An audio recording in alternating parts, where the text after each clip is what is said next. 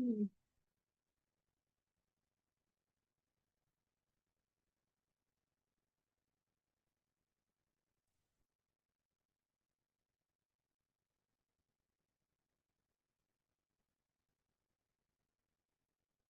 जी अस्सलाम वालेकुम।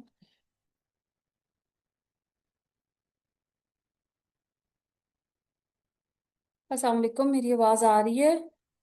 अस्सलाम वालेकुम जी मैम। ओके। आज सोबिया और डॉक्टर अस्मा। जी मैम। हम्म, चलो।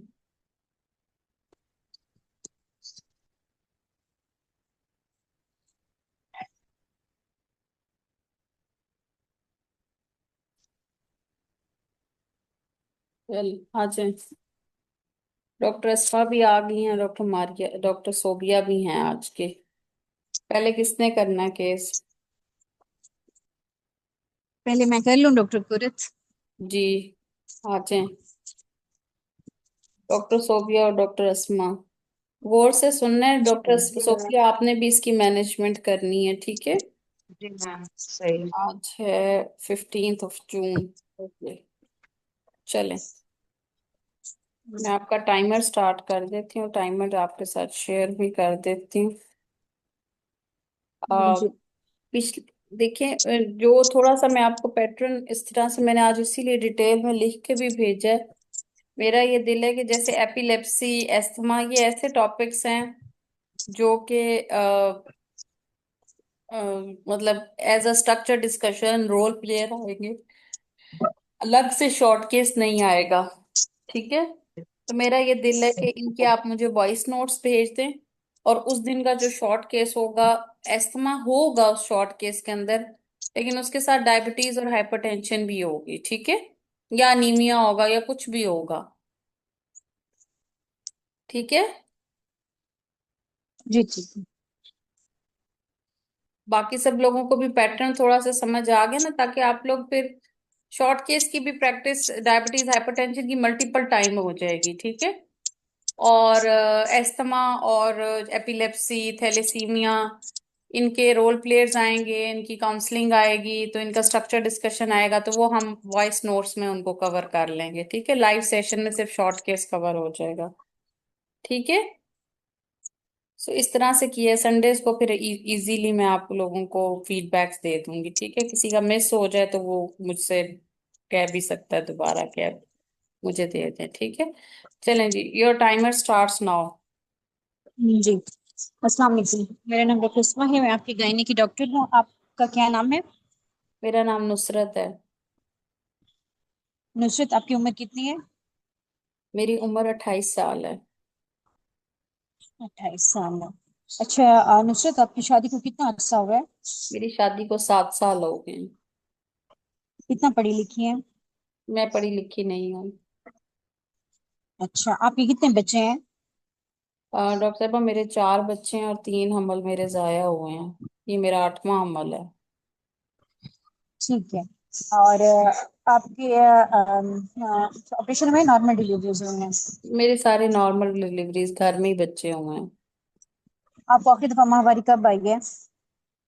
और डॉक्टर साहबा, मुझे ना, मेरा बच्चा अभी छोटा था, 7 माह का बच्चा है, तो मुझे माहवारी आई ही नहीं थी।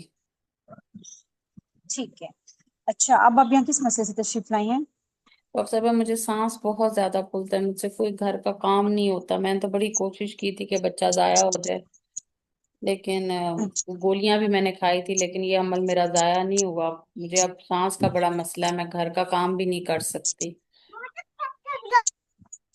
अच्छा, आप आपके मुताबिक आपके कितने महीनों का हमारे यहाँ नुसरत? डॉक्टर साहब, मैंने अभी 1 महीना पहले अल्ट्रासाउंड कराया था, तो उन्होंने कहा था आपका 8 हफ्तों का हमल है। 8 हफ्तों का हमने, ठीक अब है। तकरीबन अच्छा। 12 हो गए होंगे। अच्छा, ठीक है। अच्छा, एक हफ्ता पहले उनने कहा था 8 हफ्तों का हमल है? नहीं नहीं, 1 महीना पहले डॉक्टर साहब। एक महीना पहले, ठीक है। अच्छा एक नुसरत, माह मुझे ये पहले बताइए। अल्ट्रासाउंड करवाने गई थी, तो उन्होंने कहा था कि आपको तो हमल है। ठीक है। अच्छा नुसरत, मुझे ये बताइएगा कि ये जो आपको सांस फूलने वाला मसला है, आप डेली के काम भी नहीं कर सकती हैं इसके साथ? नहीं डॉक्टर साहब, अब अभी तो बिल्कुल नहीं कर पा रही हूँ। थोड़ा सा काम करती हूँ, थोड़ी सी सीढ़ियाँ चढ़ जाऊं तो मेरा सांस फूलने लग जाता है, फिर मुझे बैठना पड़ता है, फिर मैं सीढ़ियाँ चढ़ती हूँ। ठीक है। अच्छा, आप मुझे ये बताएं कि आप का मतलब शौहर क्या काम करते हैं, गुजर बसर ठीक हो जाता है? डॉक्टर साहब करियाने की दुकान है मेरे शोहर की। अच्छा, ठीक है। अब बीच में मुझे ये बताइएगा कि हफ्ते में कितनी दफा गोश्त बन जाता है, और डॉक्टर आपकी साहब डाइट बड़ा कोर्स कैसी तो है कि एक महीने में एक आधी दफा बन ही जाता है। अच्छा, ठीक है। और आपको इन 12 हफ्तों में उल्टी मतली ज्यादा हुई हो? नहीं नहीं डॉक्टर साहब, उल्टी मतली तो मुझे कभी भी नहीं होती। अच्छा। अच्छा, नुसरत, आपकी इस हालत के मद्देनजर मैं कुछ सवालात करूंगी, जिसमें यही है कि ना, आप को खुदा ना खास्ता आप कोई टीबी या कोई मलेरिया वगैरह या कोई ऐसा इन्फेक्शन हुआ हो जो बहुत पुराना हो बुखार के साथ? नहीं डॉक्टर साहब, ऐसे तो कभी भी नहीं हुआ। अच्छा, गिजा ठीक हजम हो जाती है जब आप लेती हैं? हाँ जी डॉक्टर साहब, हाजमे का तो कोई मसला नहीं है। कोई गाची मट्टी या कच्चे चावल खाती हूँ? कच्चे चावल खाने को अब आजकल दिल करता है मेरा, लेकिन वैसे मैं खाती नहीं हूँ। अच्छा, और आपको कभी पेट में मतलब दर्द के साथ ऐसा महसूस होता हो कि आपको पखाने में कीड़े महसूस हुए हों या पखाने वाली जगह नहीं पे खारिश होती हो? नहीं डॉक्टर और साहब। कोई आपको पखाने वाली जगह से या मुंह से कभी किसी किस्म का खून आया हो? नहीं डॉक्टर साहब। आपके खानदान में किसी को खून लगने की बीमारी हो या आपने कोई खून लगवाए हो? जी डॉक्टर साहब, पिछली डिलीवरी अभी 7 महीने पहले जब बच्चा हुआ था तो मुझे खून बहुत ज्यादा पड़ा था। तो फिर मुझे अच्छा, अस्पताल लेके गए थे, वहां पे मुझे 3 बोतलें खून की लगी थी। ठीक है। अच्छा, मुझे ये बताइएगा नुसरत, कि आप कोई खून पतला करने वाली दवाई तो नहीं ले रहे हैं? नहीं डॉक्टर साहब। ठीक है। आपके जो बच्चे हैं इसमें कितना वक्फा है, या ये हर साल पैदा होते रहे हैं? जो बताएंगे तरतीब के साथ। अरे डॉक्टर साहब, ऐसे ही देख लें, 7 साल मेरी शादी को और 8वां हमल है। ऐसे ही बस बच्चे मुझे, अच्छा, मुझे तो लगता था ऐसे कि ही बस वहाँ बीच में ही हमल हो जाता मेरे है। तो मुझे तो लगता है बच्चों को दूध पिलाती रही हैं? नहीं डॉक्टर साहब, बीच में हमल हो जाता था, फिर छोड़ना पड़ जाता था। अच्छा, आप ये जो ये 3 बच्चे जाए हुए हैं, इसमें आपने कोई सफाई कराई थी इसके दौरान या जी हमल के डॉक्टर साहब दौरान दो या बाद में कभी? जी डॉक्टर साहब, 2 हमल तो मैंने खुद ही जाया करवाए थे कि बच्चे मेरे छोटे छोटे रह जाते थे। तो 2 तो मैंने खुद ही जाया हम्म, करवाए थे, एक फिर खुद ही हो गया था। ठीक है, ठीक है। अच्छा, इस उन्हीं इन्हीं पूरे हमल में या हमल के बाद कोई खून लगा हो या खून पड़ा हो हमल के दौरान, पिछले हमल में? डॉक्टर साहब ने बताया है ना अभी कि पिछला मुझे जब बच्चा पैदा हुआ जो आखिरी 7 महीने का है, उसकी दफा मुझे जी बहुत जी, ज्यादा उसमें खून पड़ा पूछा था, था ना। हॉस्पिटल ले गए थे, 3 बोतलें खून की लगी थी। ठीक है। अच्छा, मुझे ये बताइएगा कि आपके खानदान में वाला अम्मी अबू में से किसी को ब्लड प्रेशर, शुगर, दमा का मसला? नहीं डॉक्टर साहब। और आपने का किसी किस्म का कोई ऑपरेशन हुआ हो? नहीं। किसी दवाई से आपको एलर्जी हो? नहीं डॉक्टर साहब। वक्फे का कोई तरीकाकार इस्तेमाल किया आपने कभी? नहीं डॉक्टर साहब, मैंने कभी कोई तरीका नहीं और इस्तेमाल। कोई ऐसा टेस्ट जो बच्चादानी के मुंह से लिया गया हो? नहीं डॉक्टर साहब। अच्छा, आपको ये जो हमल हुआ था, आप 2 हफ्तों का बता रही हैं, इसमें आपकी हमेशा माहवारी बाकायदा रही थी हमल नहीं होने डॉक्टर से साहब, पहले मुझे या तो बिता? बच्चों के बाद माहवारी आती ही नहीं है ना, और उसी में मुझे ठीक है, हमल ठहर जाते थे। ठीक है, ठीक है। चलें, ठीक है, मैं आपका साथ साथ मुआयना करूंगी। आपको अपने कदों और वजन के तनासब का अंदाजा है जी नुसरत? वेट जो है वो इसका 72 kg है। हाइट जो है वो 5'4" है। ब्लड प्रेशर, अब मैं ब्लड नॉर्मल। प्रेशर ले रही हूँ, अब देख रही हूँ, ठीक है। अब मैंने नब्ज जो है थर्मामीटर वो रखा है। 90 पर बीट्स पर मिनट है, 160 BP है। टेम्परेचर एफेब्राइल है, रेस्पिरेटरी रेट नॉर्मल है। अच्छा, अब आप आंखें ऊपर करें, जबान तालू पैलेट से इज लगाएं, मार्केडली अप्रिशिएटेड। थूक निकलें। थायराइड इज ठीक नॉर्मल। है, okay. Any specific findings on breast, chest and heart examination? Normal. पर abdominal examination on inspection and soft palpation? Not tender. ठीक है madam, I am done with my history and summarise examination. Your case. My patient is Mrs. Nusrat, 28 years of age, married for 7 years. She has grabbed of 8 para 4 with 3 miscarriages, previous all SVDs. She is unsure of dates. Her last child born is 7 months back, followed by amenorrhea and history of blood transfusion in that delivery as well, followed by PPH. And now presented through outpatient department with complaint of amenorrhea of 12 weeks by dates and shortness of breath and easy fatigability and exertional dyspnea. She belongs to the poor socioeconomic status with dietary deficiency, and rest of the history is unremarkable. On examination, her BMI is 25 kg per meter square, BP is 110 by 70, pulse 90, respiratory rate 16 per minute, molar pallor is appreciated. Rest of the general physical examination is unremarkable. On systemic examination, her breast, chest, and heart examination is unremarkable. On per abdominal examination, abdomen is soft and non-tender. हम्म। आपने easy फटिगेबिलिटी palpitation के बारे में पूछा था। Easy फिटिगेबिलिटी का पूछा था, पेल्पिटेशंस का नहीं पूछा था, जिसके पॉइंट पे मैं कार्डिक और थायराइड को रूल आउट करती। आपने जब उसने शॉर्टनेस ऑफ ब्रेथ बताया है तो आपने कार्डिक को रूल आउट करने के लिए कोई क्वेश्चन किया है? नहीं किया। हम्म। ठीक है। फिर आपने जी मैडम। उसको बताया, उसने आपने खाने का जब पूछा तो उसने कहा हफ्ते में एक दफा बड़ा गोश्त खा लेते हैं हम। हम्म। तो डाइटरी इश्यूज तो फिर ना हुए ना, फिर आपने डाइटरी इश्यूज में कुछ और पूछा है? नहीं। नहीं ना। नहीं पूछा। तो फिर और फिर आपने वो करियाने की दुकान वाले को पुअर कैसे आप सोशो इकोनॉमिक स्टेटस में ले आते हैं? जनरल स्टोर की वैसे दुकान है। बोलते हुए करियाना। भी मुझे फील हुआ कि पुअर नहीं यूज करना चाहिए सोशियो इकोनॉमिक हाँ। स्टेटस किसी के हाँ। लिए भी। हाँ, वो आपको वर्ड नहीं यूज करना चाहिए, ठीक है। हाँ। करियाने की जी। दुकान वाला जरूरी नहीं है पुअर हो, जो हफ्ते में एक दफा बड़ा गोश्त खा रहा है तो वो ठीक ही होगा। बहुत बड़ा जी। रिस्क फैक्टर इसके अंदर एक है, इंटर प्रेगनेंसी इंटरवल ही नहीं है, मैरिड फॉर 7 इयर्स और ग्रेविडा 8 है, यानी कोई साल हाँ उसका जी। बगैर प्रेगनेंसी के नहीं गुजरा। हाँ जी। सेकेंडली जो बहुत इंपॉर्टेंट इसके, ठीक है आपने बाकी सारी ऑब्वियस कॉजेज को रूड़ा, सबसे पहले तो आपने करना है सिम्टम्स अपने एनीमिया के पूरे करने हैं, ठीक है। हाँ जी। आपको धड़ की धड़कन तेज तो नहीं हो जाती है, सांस फूलता है रात को सोते हुए में, सांस तो नहीं फूलता, सीने में कोई दर्द तो नहीं होता, पहले कोई दिल का मसला तो नहीं है आपको, कितना काम कर हम्म। सकती हैं, ठीक है। फिर उसके बाद आपने पहले इन्फेक्शंस पे आप आ गई, डाइटरी का आपने पूछ लिया। लेकिन वो अंदाज जो है ना वो बेहतर होना चाहिए, जैसे आपने सवाल किया कि आप गोश्त खाती हैं, हाँ जी। ठीक है, तो उस डाइटरी के जरा क्वेश्चंस को थोड़ा बेहतर कर लें। फिर जिसमें हम जैसे पूछ सकते हैं, आप खुराक में सब्जियां या गोश्त अंडे वगैरह लेती हैं?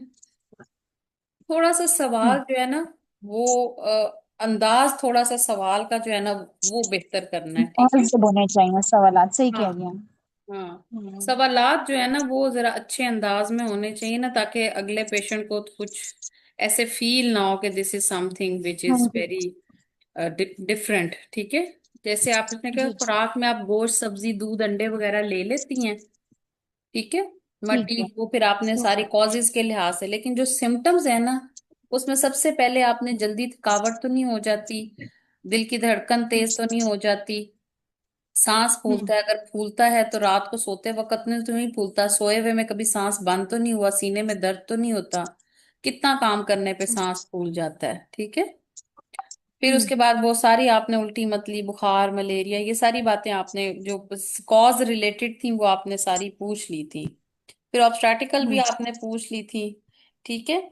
सो इसमें हम्म। लेकिन आपने उसको कहा she is 12 weeks by dates, जब हाँ आपने जी। सुननी सुनाई ना तो she was not 12 weeks by dates, she is twelve according. Weeks by early scan, ठीक ठीक है। है। और एक इसमें आपने माहवारी का पूछना है, कि अगर माहवारी आपको महीने के महीने आती थी, अभी तो वो कहती कि बच्चों के बाद मुझे माहवारी आती नहीं थी, लेकिन उससे पहले जब आती थी तब ठीक आती थी।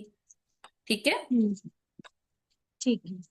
ये ठीक सवाल है। माहवारी वाला जरूर पूछना है कि जब आती थी तब मेनोरेजिया तो नहीं था, कि समटाइम्स मेनोरेजिया भी एक कॉज हो सकती है एनीमिया की। ठीक है, बट इसके अंदर तो वेरी ऑब्वियसली हमें अभी रिस्क फैक्टर्स नजर आ रहे हैं जो हम अभी आगे चल के देखेंगे। ठीक है।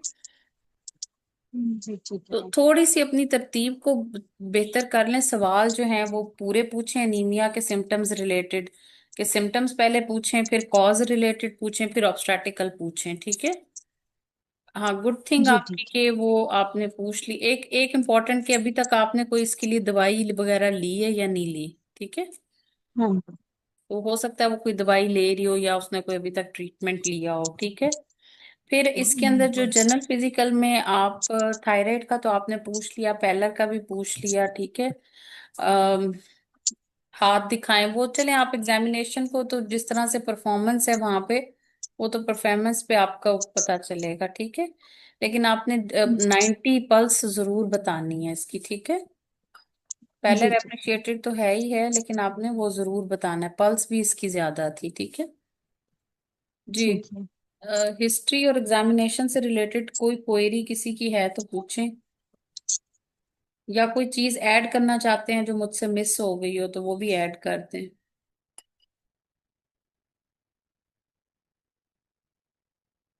और यही प्लेन सादे सादे केस अनीमिया के आए भी हुए हैं।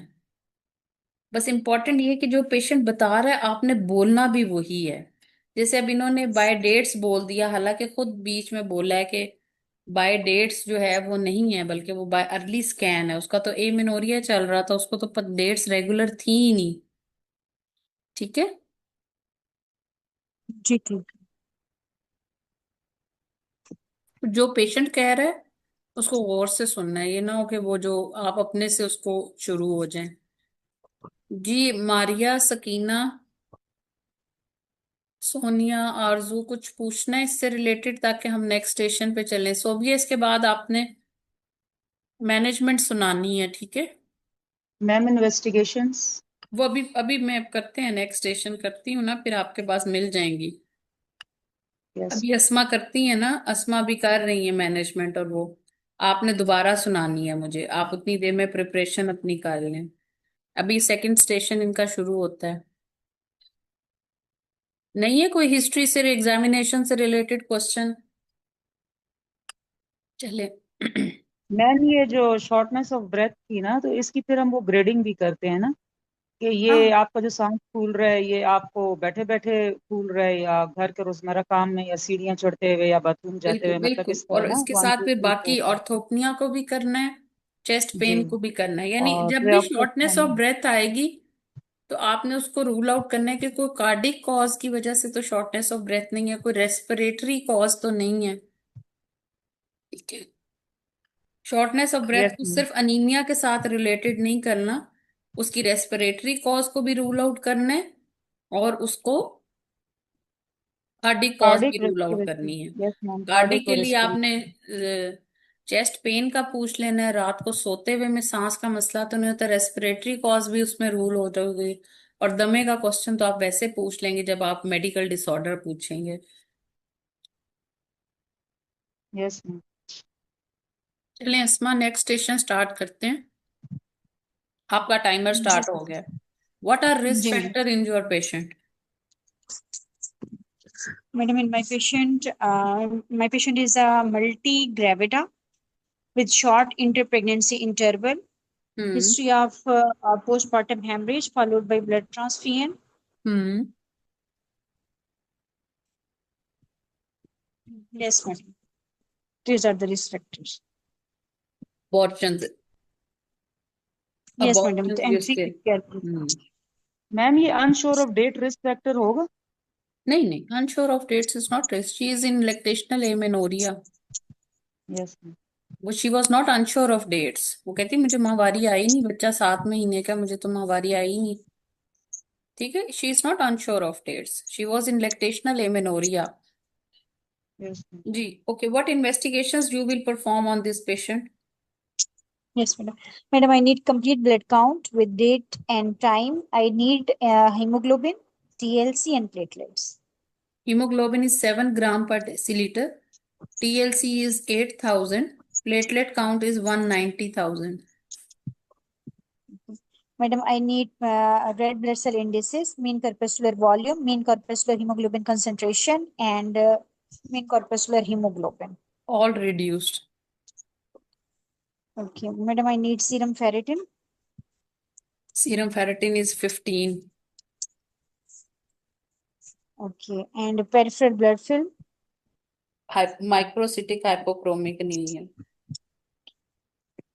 Okay, acidic hypothermic. Okay, madam, I need her hepatitis B surface antigen, anti-HCV, HIV, All negative. blood group and Rh factor, O positive.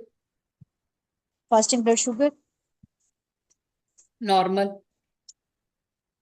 Okay, madam, I need her complete urine examination for proteins, pus cells, 1 and hour alkaline. postprandial. Okay, Normal है. postprandial is normal. Okay, madam, I need her dating scan and fetal Single investigations. live pregnancy of 8 weeks. It was 1 month back. Okay, 8 weeks. Okay, madam, I am done with my investigations. How will you manage this patient?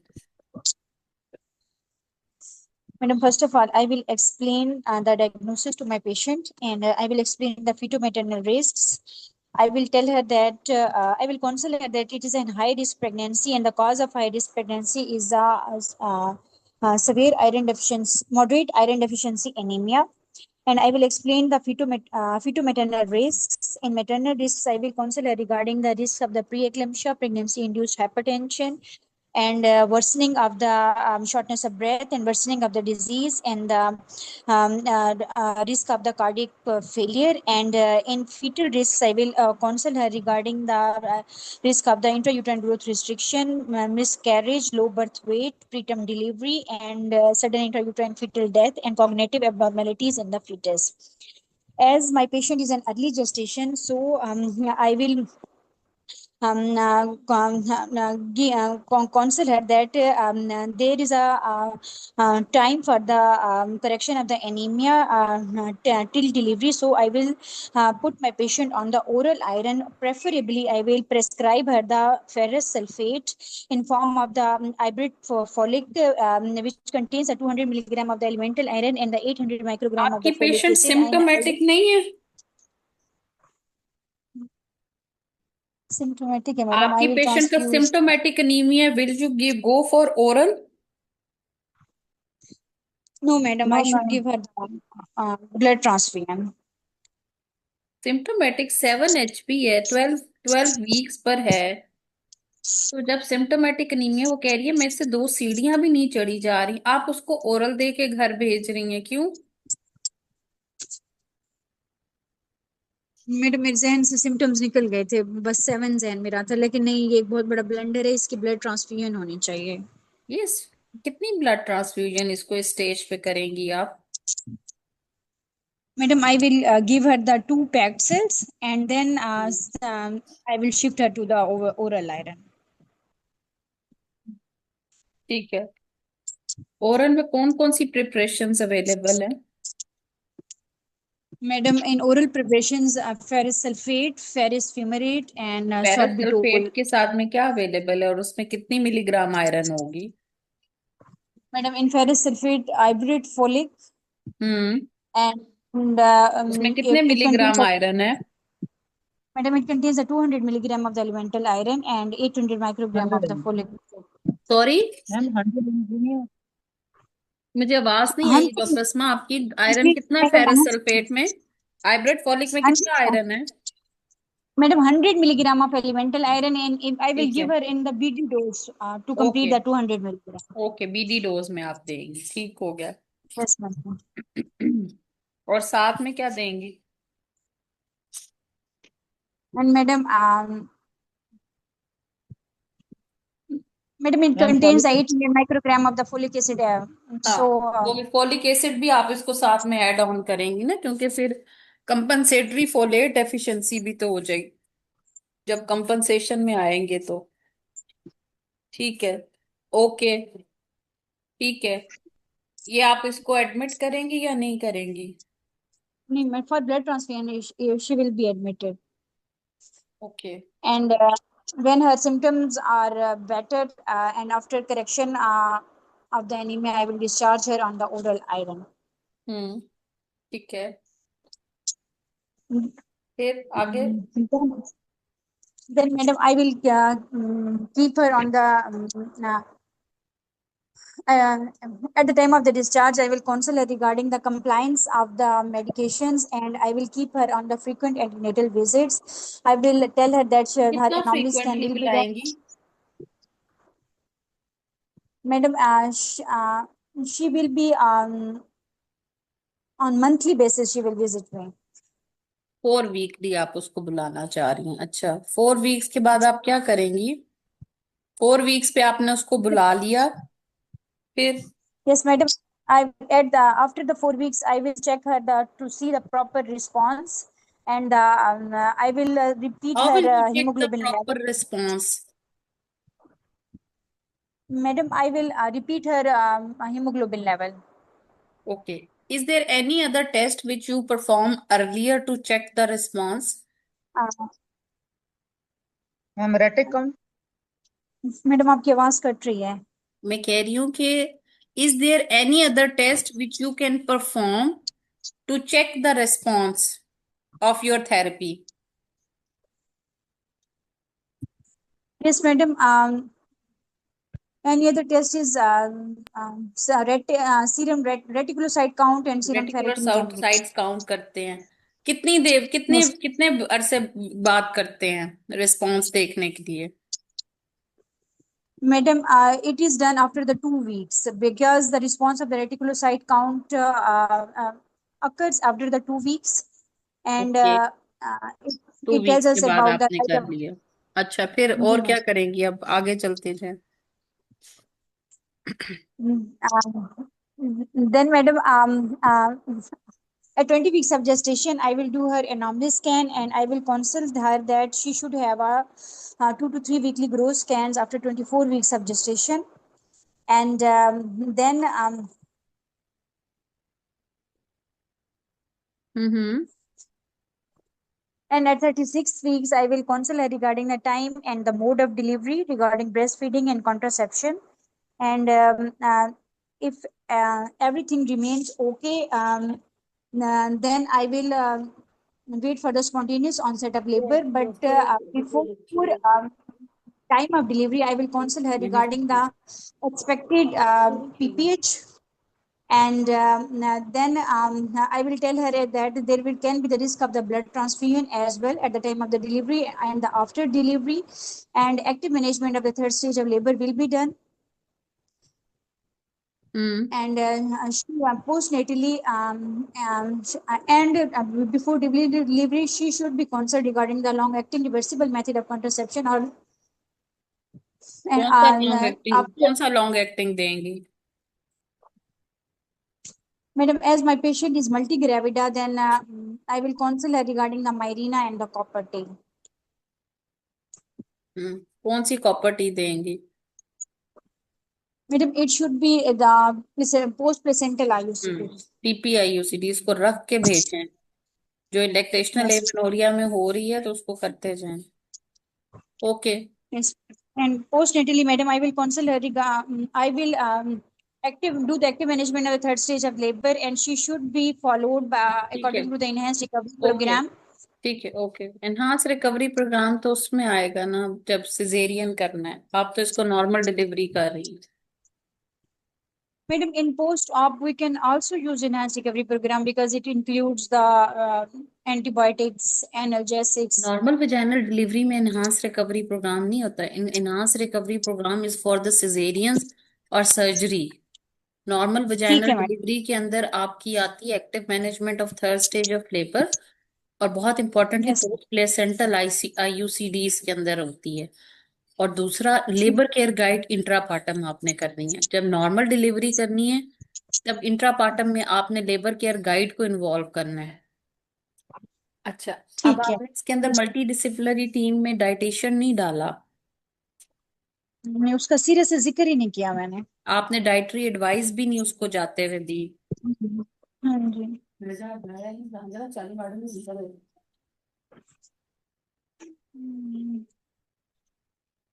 Dietary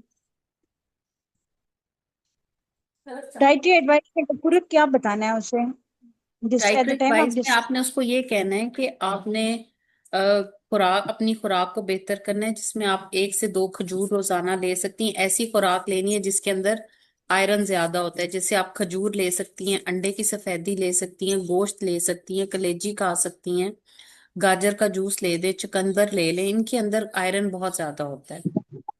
ठीक है, ABC juice हम अक्सर patients को कहते हैं ना कि आप गाजर, सेब और चुकंदर का जूस बना कर लें। ठीक है, ठीक है। एबीसी जूस हम पेशेंट्स को कहते हैं ना, एनीमिक पेशेंट्स को, कि आप ये लें। ठीक है, तो ठीक। आपने उसको कहना है ऐसी खुराक आपने खानी है जो, तो आपने कच्चे चावल, वो पेशेंट कच्चे चावल खा रही है, उसको मना करना है कि आपने ये चीजें नहीं लेनी, कोक स्प्राइट नहीं पीनी आपने। अगर आपने आयरन की गोलियां हम आपको देंगे तो उसके खाने से 1 घंटा पहले या 1 घंटे बाद आपने चाय कॉफी नहीं लेनी। ठीक ठीक है। है, जी मैम। तो डाइटरी हैबिट्स के अंदर आपने इस तरह से उनको बताना है। ठीक है, और दूसरी हम्म। चीज ये कि आपने ग्रोथ स्कैन्स नहीं करवाए इस पेशेंट के। ये पेशेंट ग्रोथ रिस्ट्रिक्शन के अंदर था कि जब बच्चा ग्रोथ स्कैन कराने हैं पूरा। हाँ ग्रोथ कहा था स्कैन। 24 आप उसका 20 बताया वीक था बाकी आप 20 वीक्स पे नॉर्मली स्कैन किया और डायरेक्ट आप 36 वीक्स पे जंप कर गई। और नहीं नहीं जब आप, 24 वीक्स ग्रोथ स्कैन्स का बताया है, बाकी बहुत सी चीजें मिस की है लेकिन ग्रोथ स्कैन्स बताया है। अच्छा वो मैंने शायद फिर सुनने में मिस कर दिया होगा। दूसरी चीज ये मैम इसका कि, ओजीटीटी बताना था। हाँ वही मैं हाँ। बताने लगी हूँ। एक तो इसमें आपने इन्वेस्टिगेशन सीबीसी अगर आपने उसमें रिपीट कर ली है, तो उसके अलावा इसका प्री इक्लेम्पशिया का भी रिस्क है, इसको ब्लड प्रेशर को भी देखते रहना है। ठीक है, दूसरा ठीक है। ओजीटीटी, यस आपने इसका जरूर करवाना है ओजीटीटी भी। और दूसरा जो है आपने इसका जो एक और चीज आप मैम इसमें इसकी, डिवॉर्मिंग बोलनी चाहिए थी। हाँ जी वही बताने लगे, डी वर्म, WHO आप ये कहता है कि जितने भी एनीमिक पेशेंट है आप उसको एम्पेरिकली डी वर्म कर दें with tablet albendazole 500 milligram BD for 3 days. Stat dose भी दे सकते हैं और बीडी डोज भी दे सकते हैं। ठीक है, अच्छा ये सही। डिवर्मेशन भी बतानी। दूसरा आपने न्यूनेटोलॉजिस्ट को भी इन्वॉल्व करना है क्योंकि ये बच्चा भी एनीमिक हो सकता है। ठीक है, ठीक है। बच्चे को भी एनीमिया हो सकता है, इसलिए आपने पीडियाट्रिशियन न्यूनेटोलॉजिस्ट को भी इन्वॉल्व करना है। और इसको ये भी बताना है कि आपको ब्लीडिंग का रिस्क भी हो सकता है। ठीक है, तो सबसे पहले तो इतने सीवियर एनीमिया और सिम्टम्स के साथ वाले पेशेंट को आप डायरेक्टली ओरल पे ना डालें। ठीक है, ठीक है। अच्छा एल्बेंडाजोल जो है वो 400 मिलीग्राम है, और मेबेंडाजोल जो है वो 500 मिलीग्राम बीडी फॉर 3 डेज है। ठीक है, एल्बेंडाजोल 400 मिलीग्राम स्टैट है जो WHO रिकमेंड करता है, और मेबेंडाजोल जो है 500 मिलीग्राम दे सकते हैं आप। ठीक है, बीडी फॉर 3 डेज भी दे सकते हैं, स्टैट भी दे सकते हैं। ठीक है। ठीक है, सो सही है मैम। इसी को अगर मैं ऐसे कर देती हूँ आपके लिए, सोबिया यही जी मैम। पेशेंट है, ऐसे ही है। ये पेशेंट आपके पास 28 वीक्स के ऊपर आई है और इसकी जी HB मैम। जो है वो 8 है। सही मैम। ठीक है, तो मैम और सिम्टम्स। सेम सिम्टम्स के साथ ही है, पेल्पिटेशन भी है, इजी फटीगेबिलिटी भी है, सिम्टोमेटिक ये पेशेंट है। अब आप इस मैम पेशेंट, आई विल। हाँ इस पेशेंट को सही अब है। आप कैसे लेके चलेंगी, HB इसकी 8 है और ma'am twenty I eight will weeks पर काउंसिल। है। यस। Ma'am, जी, I will counsel the patient regarding the diagnosis that she has the pregnancy with moderate anemia at 28 weeks, and I will explain that this is a high-risk pregnancy associated with a fetal-maternal risk. And so I will counsel her about the admission because she is symptomatic. I will ask her to arrange to at least 2 pints of packed cells. I will prefer to transfuse 1 pint of packed cells, and after 24, and then I will observe the patient for her symptomatology, that whether she has improvement in her symptoms or not. Once her symptoms are improved, then I will advise her to go home with a special counseling about the diet and about the deworming. And I will also ask her to avoid excessive tea, coffee, and I will also ask her to take the iron with vitamin C and other supplements containing vitamin C, because it will increase the absorption of iron. Better to take it on the empty stomach, and I will explain about the side effects of oral iron, that is nausea, vomiting, diarrhea, cramps, constipation. And if side effects appear, then it's better to take with meal.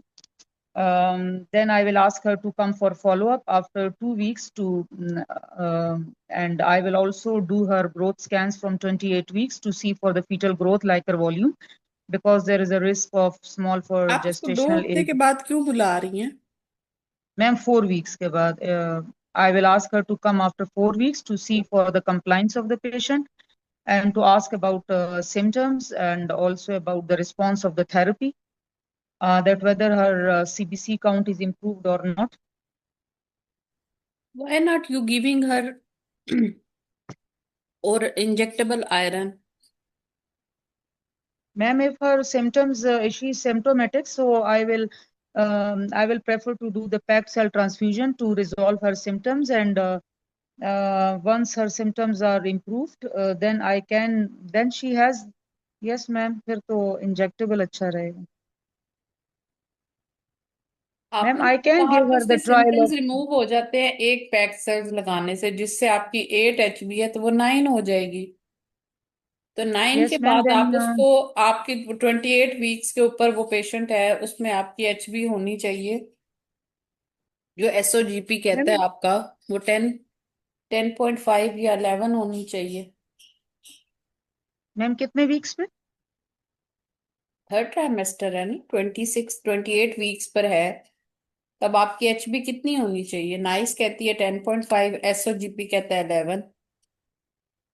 Yes ma'am. आप उसको 9 के ऊपर symptoms ठीक हो गया और oral पे घर भेज रही हैं, नहीं? Yes ma'am. तो मैम मेरा ये माइंड था कि या अगर तो ये आप उसको 2 28, पैक सेल्स लगाएं और फिर आप yes उसको ma'am, ओरल पे घर भेजें।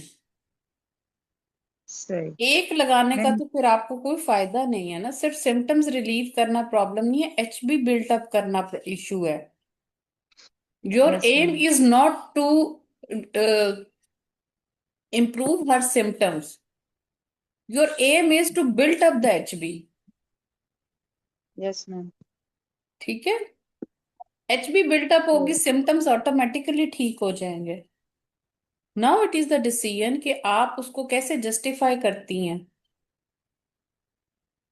अगर कोई एक्टिव इमरजेंसी नहीं है, बेशक सिम्टम्स भी हों, तो क्या इंजेक्टेबल आयरन लगने से सिम्टम्स इंप्रूव नहीं होंगे?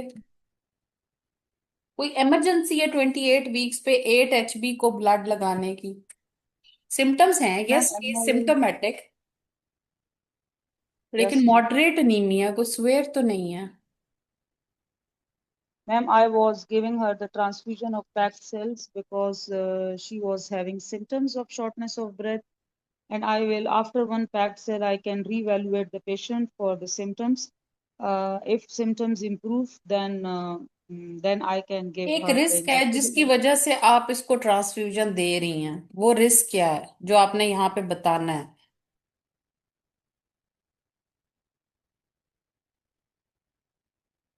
Transfusion is given to the patient that if she is देखिए, symptomatic. आपने जस्टिफिकेशन अपनी ब्लड ट्रांसफ्यूजन की देनी है ना। Yes, ठीक है, ma'am. मैं मान रही हूँ आप ब्लड ट्रांसफ्यूजन, लेकिन आप जस्टिफाई करें अपना ब्लड ट्रांसफ्यूजन यहाँ पे। Because she is having symptoms, and oral iron and injectable iron will take 2 to 3 weeks to improve the hemoglobin at a तो rate of 3 वीक्स 0.8 में gram क्या per हो deciliter. सकता है? She can go in preterm labor. Yes, and she can have she is at a she, risk of preterm labor. she is at risk of आपने preterm बोलना है कि labor I and will built up HB. जी सोबिया, देखिए, there must be a reason behind. आपकी जो भी management है उसके पीछे एक रीजन होनी चाहिए। हमेशा याद yes रखें, ma'am. सिम्टम्स इंप्रूव कर, सिम्टम्स की वजह से आप ब्लड ट्रांसफ्यूजन दे रही हैं। सिम्टम्स इंप्रूव करने के लिए आप ब्लड ट्रांसफ्यूजन्स नहीं दे रही, और Yes ma'am. आप उसकी बिल्टअप ऑफ एचबी के लिए ट्रांसफ्यूज कर रही हैं। और बिल्टअप ऑफ एचबी आपने क्विकली क्यों करना है? Because she is at a risk of preterm labour. इस वजह से आपने इंजेक्टेबल आयरन उसको स्टेज पे नहीं दिया और आपने पैक सेल्स लगाए हैं। Ma'am, one cause is that she is at risk of preterm labor, and Yes. secondly, हाँ, she आपका can जुमला ये होना her चाहिए, I will symptoms can admit the worsen more. Patient. आपका जुमला ये होना चाहिए, I will admit the patient for build-up of HP in the form of Paxil's volume, as my patient is at 28 weeks and she is at a risk of preterm delivery. So I will transfuse two Paxils to make her HB10. After that, I will shift her to the oral therapeutic dose of iron in the form of ferrous sulfate Very 100 milligram BD. ठीक है? In the form of ibuprofen folic. I will advise her about the diet. I will involve the dietitian and do her the dietary advice about iron-rich foods like dates, meat, eggs, and apple, beetroot, and carrot. ठीक, then I will follow. इस तरह से आपने जुमले का start लेना है, और आप डिस्चार्ज करेंगी with red flag science. Red flag science क्या होंगे? सिम्टम्स दोबारा आना शुरू हो जाते हैं, ब्लीडिंग होती है, प्री टर्म लेबर होती है, तो आपने वापस आना है। पॉइंट क्लियर हुआ सोबिया, जो मैं आपको बताना चाह रही थी? जी मैम, आप जी बता मैम. सही रही थी लेकिन आपके दिमाग में रीजन सही नहीं थी। ठीक है, तो वहां पे उन्होंने आपकी ये भी पूछना है ना कि आप क्यों लगा रहे हो भाई उसको ब्लड। सो आपको पता होना चाहिए मैं क्यों ब्लड लगा रही हूँ इसको, और मैं क्यों ब्लड नहीं लगाऊंगी। दोनों चीजें आपने जहन में रखनी। मैं इसी को ही आयरन के साथ भी जस्टिफाई कर सकती हूँ। कैसे? I will give her, I have 28 weeks, जी ma'am. I will give her injectable iron by calculating the Ganzoni's formula, and give her dose of hello. carboxymaltose, and dose will hello. be calculated according to the Ganzoni's formula. Then I will, after giving her the calculated dose, I will shift her to the oral therapeutic iron, and then I will follow up at 4 weeks. ठीक है, ये भी कर सकती yes हूँ। Ma'am. ठीक है, it will improve her symptoms. ठीक है, लेकिन आपने मैम, अगर ये जो ब्लड इंजेक्टेबल ट्रांसफ्यूजन आयरन लगा को. दी है तो इट्स ओके। सिम्टोमेटिक पेशेंट है वो, किसी भी गेस्टेशन पे आ जाए तो आप ब्लड ट्रांसफ्यूजन लगा सकते हैं उसको। ठीक है, और ओरल आयरन, पैरेंटरल आयरन जब मैं दे रही हूँ और कार्बोक्सी माल्टोस की सूरत में दे रही हूँ तो वो भी मेरी बिल्टअप ऑफ एचपी कर देगा पर 4 weeks। वैसे मैम, ये 28 वीक्स पे थी, तो मैंने ओरल इसलिए भी बोला कि मैम वो एक दो बुक्स में इस तरह पढ़ा है कि लेस देन 30 वीक्स पे इट्स प्रेफरेबल के ओरल दिया जाए. मैम, तो इस ओरल तरह के की लिए, कोई बात तो है? ओरल और इंजेक्टेबल दोनों के लिए you should have a time. तो 28 weeks के ऊपर आपके पास टाइम है कि आप उसको ओरल पे डालें और इंजेक्टेबल पे। ओरल और आयरन के दरमियान जब आपने डिसाइड करना है तो उसमें सिर्फ एक ही चीज है, your patient is complaint or not. Compliance. Compliance, yes ma'am. ठीक है, patient has vomit GIT problem or not. ठीक है, और मेल फिर उसमें एब्जॉर्प्शन, यस हाँ मैम. कोई डिजीज है, वॉमिटिंग है, नॉजिया, तो आप उसको ओरल नहीं दे सकते आयरन, वो टॉलरेट ही नहीं करेगी। ठीक है, तो तो ओरल मैम, अगर इस और पेशेंट को इंजेक्टेबल में डिफरेंस करने के लिए सिर्फ दो ही चीजें हैं कि वो उसकी एब्जॉर्प्शन होगी या नहीं होगी, उसको कोई वॉमिटिंग नॉजिया का प्रॉब्लम तो नहीं है, और उसकी कंप्लायंस, पेशेंट गोलियां घर जाके खाएगी भी कि नहीं खाएगी। ठीक है, Yes, ma'am. लेकिन आपने HB10 करके भेजनी है अपनी, जो आपकी HB है ना, वो आपने 10, 10.5, 11 करके भेजनी है, ट्राइमेस्टर वाइज जो भी है।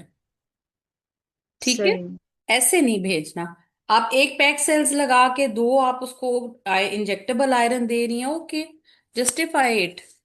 बट एक पैक सेल्स समझ नहीं आती है कि एक पैक सेल्स दे के 9 HB करके फिर क्या करेंगी। आपका मकसद HB बिल्टअप करना है, सिम्टम्स बिल्टअप ने करना नहीं है। ठीक है, तो आपका टारगेट आपको क्लियर होना चाहिए कि मेरा टारगेट है to built up the HB। ठीक है, और इस ऐसे केसेस के अंदर इस पेशेंट को यहां से कॉन्ट्रासेप्शन दिए बगैर नहीं भेजना। ये वो पेशेंट है जो लैक्टेशनल एमेनोरिया में कंसीव कर जाती है और इसको पता ही नहीं चलता, अनएजुकेटेड है, तो इसको एक ऐसा कॉन्ट्रासेप्शन दे के भेजना है। और ये पेशेंट है जिसमें आपने पोस्ट प्लेसेंटल PPIUCD की बात करनी है, और post placental, not postpartum, post placental. Delivery होगी साथ ही कॉपर टी रखेंगे इसको। ठीक है, तो एम्फेसाइज इसको करना है कॉन्ट्रासेप्शन के ऊपर, जो आपका मेन मकसद है। क्योंकि इसके अंदर एनीमिया की बेसिक कॉज ये है कि she is gland in reduce inter pregnancy intervals and grand multiparity, gravida 8 है, शी इज ग्रैंड मल्टीपैरिटी। ठीक है, सो इसके अंदर जो ट्रिक पॉइंट है ना कि एनीमिया से इसको बचाना अब कैसे है, वो PPIUCD है। ठीक है, सो दो डिफरेंट सिनेरियोज मैंने आपको, अभी कल भी हम इंशाल्लाह नीमिया ही डिस्कस करेंगे। तो आज मैंने आपको दो तरीके से बताया कि अर्ली आती है, सिम्टम्स के साथ आ रही है, बहुत लो HB है, 7 HB। ठीक है, तो अभी आपने ब्लड ट्रांसफ्यूजन उसको लाजमी देनी है, लेकिन मेक इट श्योर जैसे उन्होंने 2 से 3 पैक सेल्स उस वक्त लगा दी हैं उसको। ठीक है, आपने कभी भी पेशेंट को 8, 9 HP पे घर नहीं भेजना। 7 HB है, 3 पैक सेल्स लगाने हैं उसको, 3 से 4, या आप उसको एक इंजेक्टेबल आयरन दे के भेजें। ठीक है, 3 पैक सेल्स दे दो to avoid the excessive blood transfusions. आप उसको एक इंजेक्टेबल आयरन दे के घर भेजना है, पेशेंट की कंप्लायंस पे नहीं रहना। अब जैसे आपने एक पैक सेल्स लगाया, आपने 8 से 9 कर दी, फिर आप उसको ओरल पे घर भेज रही हैं, तो you are again giving the patient risk. आपने उसकी बिल्टअप ऑफ HB की ही नहीं एक्चुअली। तो आपका जो ट्राइमेस्टर वाइज टारगेट है बिल्ड HB का, वो आपने जरूर अचीव करना है, चाहे आप जैसे भी कर रहे हैं। इंजेक्टेबल आयरन के कर रहे हैं तो आपकी डोज कैलकुलेशन होनी चाहिए।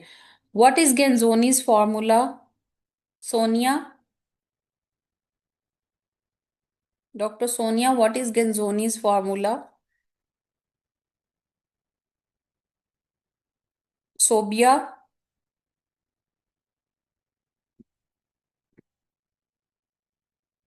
अस्मा, आप बता दें गेंजोनीज फॉर्मूला जी क्या है? मैडम, जी मैडम।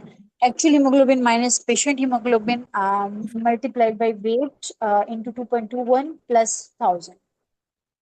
हाँ, ये कोई टाइप कर दे इसमें ताकि सबको पता चल जाए। टारगेट HB जो कि आपकी पेशेंट की होगी, minus actual HB of the patient into weight of the patient. ठीक है, into 2.21 plus 1000।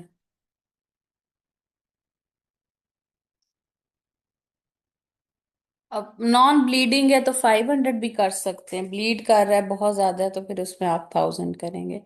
So please गेंजोनीज formula आपसे वो जरूर पूछेंगे। बस आपके पास जस्टिफिकेशन होनी चाहिए कि मैं क्यों ब्लड ट्रांसफ्यूज कर रही हूँ और मैं क्यों इंजेक्टेबल आयरन दे रही हूँ। ठीक है,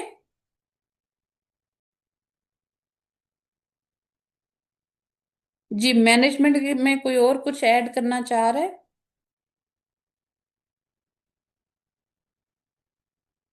सकीना, मारिया, वनीता, सोनिया, मैडम अस्मा। इसमें हम, मैडम जहाँ डाइटरी एडवाइस की हमने बात की है, इस, हम्म। हेलो, जी जी मैडम, जी उसमें हम उसको सिट्रस फ्रूट क्या बता सकते हैं साथ के, लेमन जूसेस और वो सारी चीजें, और मतलब के इनटेक में बिल्कुल। क्या चीजें आप इसके जैसे हमने एब्जॉर्प्शन को उनको बेहतर कर कॉफी सकती टी है? कॉफी के बारे में बताया कि वो नहीं लेना, बता। वैसे हाँ। आप उसको बता सकती हैं कि जी आप सिट्रस फूड ले सकती हैं, विटामिन सी आप उसको वैसे भी ऐड करके दे सकती हैं ताकि उसकी आयरन की एब्जॉर्प्शन बेहतर हो। कि आप अपनी आयरन की दवाई जो है वो ऑरेंज जूस से ले लें, लेमन जूस के साथ ले लें, या स्कंजवी लेके उसके साथ ले लें, बिल्कुल बता सकते हैं। मैडम कुछ पेशेंट ऐसे भी होते हैं कि जिनको ये भी पता नहीं होता कि आयरन कैल्शियम इकट्ठा ले रहे होते हैं।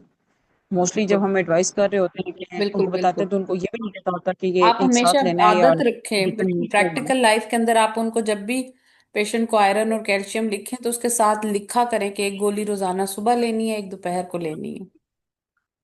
ओके, ठीक हो गया। प्रैक्टिकल पर्पस और में मैं, भी यही बताएं। अच्छा मैडम, ये जो आपने एक सिनेरियो सेकेंड वाला जो डिस्कस किया था 28 वीक्स में जो पेशेंट थी, मैम उस पे हम ऐसा कर सकते हैं कि अगर हम अपना मतलब आंसर जस्टिफाई करने के लिए अगर एग्जामिनर पूछ रहा है तो 28 वीक्स पे जब हम उसको एक पैक सेल लगाना चाह रहे हैं कि हमारा पेशेंट सिम्टोमेटिक है और हमने उससे जीआई सिम्टम्स सारा पूछ लिया और उससे उसकी कॉम्प्लाइंस को कंफर्म करने के लिए हमने उसके ब्लैक स्टूल्स का भी कंफर्म कर लिया गया है, उससे ब्लैक स्टूल्स आ रहे हैं या नहीं आ रहे, क्या मेरे पेशेंट की कॉम्प्लाइंस कैसी है, तो फिर वहां से मुझे अगर ये चीज पे खो जाती है कि पेशेंट की कॉम्प्लाइंस पुअर है और वो अच्छे से नहीं ले रही, वो कभी कभार आयरन ले रही है कि वीक में एक दफा ले रही है, और उसके साथ मैं उसको पैक सेल लगा के ऑल्टरनेट फॉलोड बाय मैं आईवी आयरन की 3 डोजेस उसको दे दूं गेंजोनी फार्मूला से कैलकुलेट करके। इज दिस ट्रू मैम कि इस तरह भी हो सकता है या सिर्फ मुझे डिस्चार्ज आरबीसी से का? पहले मैंने यही कहा, आप बिल्कुल जस्टिफाई कर सकती हैं to avoid the excessive blood transfusions. हम जी मैडम। जो है उसको इंजेक्टेबल आयरन देंगे, लेकिन कहने का मकसद सिर्फ ये कि पेशेंट अपना एचबी पूरा किए बगैर, अपनी डोज लिए बगैर डिस्चार्ज नहीं होगी। ना हो। ठीक है। लेकिन अगर मैडम ये मेथोडोलॉजी हो तो ये आंसर हमारा ठीक है। मैं आपसे ये पूछना चाह रही हूँ कि जैसे आपकी बात मुझे समझ आ गया, कॉन्सेप्ट क्लियर हो गया है, लेकिन मुझे इस चीज में समझ नहीं आ रही थी कि एक अगर आरसीसी ट्रांसफ्यूज करने के बाद हम उसको आईवी आयरन दे देंगे या 2 आरसीसी ट्रांसफ्यूज करने होंगे? देखिए, अगर 8 एचबी है तो आई रिकमेंड कि आप उसको 2 आरसीसी जरूर दें। ठीक है, जब आप दे ही रहे हैं, एक एक लाइन ऑफ मैनेजमेंट रखें ना, दो कश्तियों में पेशेंट को सवार ना करें। हाँ, आप अगर आपको लगता है कि अरेंजमेंट ऑफ ब्लड नहीं होती, to avoid patient want to avoid excessive transfusion, although 2 pack cells excessive नहीं होते, ठीक है, लेकिन 7 के ऊपर जैसे 3 वाला पैक सेल्स या 4 पैक सेल्स वो जरा एक्सेसिव में चले जाते हैं। ठीक है, तो उसमें फिर आप ये वाली कर सकती हैं, लेकिन 8 के ऊपर 2 पैक सेल्स लगाने में कोई हर्ज नहीं है। Thank you so much ma'am, thank you. हाँ, 8 के ऊपर कोई नहीं है, लेकिन 7 के ऊपर आप ये डबल स्ट्रैटेजी अपना सकते हैं। लेकिन एक बात बस ध्यान रखना है कि आपने चाहे इंजेक्टेबल आयरन दें, चाहे आप उसको ब्लड पैक सेल्स दें, आपने ट्राइमेस्टर वाइज उसकी एचबी जो है वो पूरी करके भेजनी है। सेकेंड ट्राइमेस्टर में 10.5 है, पोस्टपार्टम में 10 है, और सिर्फ फर्क जो है वो नाइस का और एसओजीपी का थर्ड ट्राइमेस्टर का है कि वो एसओजीपी 11 कहती है, नाइस 10.5 कहती है। और हमेशा रेड फ्लैग साइंस बताकर डिस्चार्ज करना है उसको।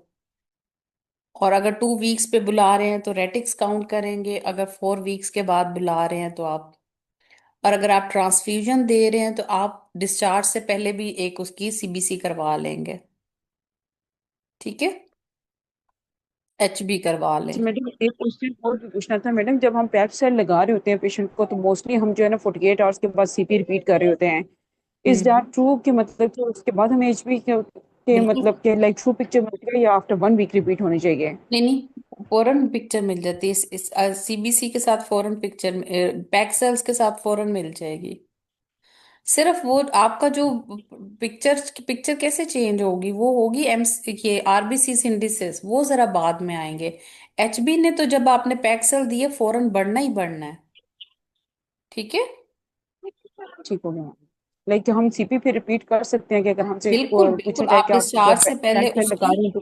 कर सकते हैं, बिल्कुल कर सकते हैं। ओके।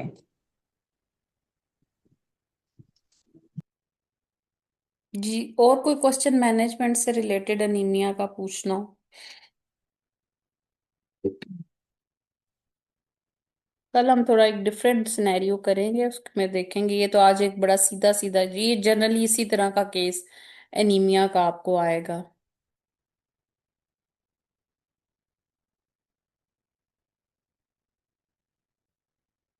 हम्म। कोई क्वेश्चन नहीं है? चलें, कोई क्वेरी हुई तो आप ग्रुप में भी पूछ लें।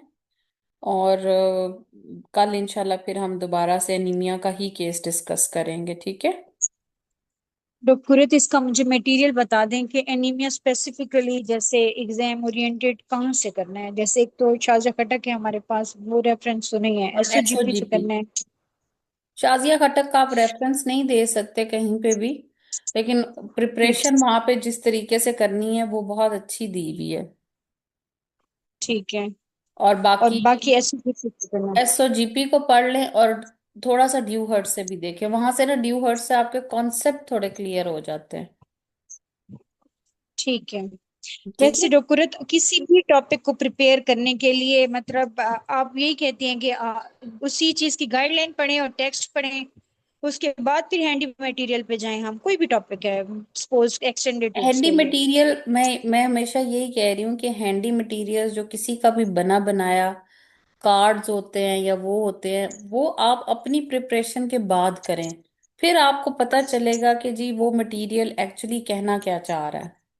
डायरेक्ट किसी के ठीक है। हैंडमेड मटेरियल पे ना जाएं, ये मैं कहती हूँ। अच्छा। बिल्कुल। कि जैसे ठीक है। मतलब ठीक जो भी हैं, जैसे अब डॉक्टर आपके कोई भी प्लेटफॉर्म्स हैं उनके कार्ड्स होते हैं। आजकल तो इतने कार्ड्स आए हुए हैं, और सारे ही कार्ड्स आप फेसबुक पे देखें तो वो मुझे लगता है चैट जीपीटी से सब एक जैसे कलर कॉम्बिनेशंस में बन रहे हैं, डिजाइन भी एक जैसे ही हैं, चाहे वो कोई भी प्लेटफॉर्म है। सारे हाँ प्लेटफॉर्म्स जी। पे आप देखिएगा। मैं तो आजकल जब आप देखती हूँ तो मैं कहती हूँ यार ये तो बिल्कुल डिजाइन एक ही लग रहा है। कोई मीडियम लगता है, सबने एक ही चूज कर लिए जहां से वो कार्ड बन रहे हैं। आजकल तो आप चैट जीपीटी पे डालें मटेरियल, वो आपको कार्ड बना के दे देता है। सही। इसी तरह से कलरफुल सा दो तीन और है, पिक्सिक है एक ऐप है, उसके ऊपर आप पूरी गाइडलाइन डाल दें पीडीएफ, और वो उस पूरी गाइडलाइन का आपको एक कार्ड बना के दे देगा। तो आई हाँ थिंक कि जी। वो मटेरियल जो है ना सब अब इस तरह से बना रहे हैं कि वो हम्म। देखिए मटेरियल, मटेरियल हमेशा आपकी गाइडलाइन ही है, आपके टोग आर्टिकल्स हैं।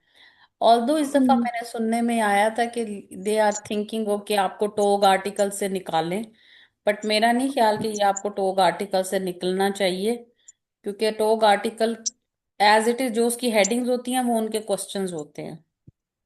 अभी भी जितना ये मई का जो हुआ है हमने सेशन लिए हैं, सबके क्वेश्चन सुने हैं, तो वो मुझे ऐसे ही लग रहा था जैसे टोग आर्टिकल के एज इट इज टोग आर्टिकल उठा के रखा हुआ था।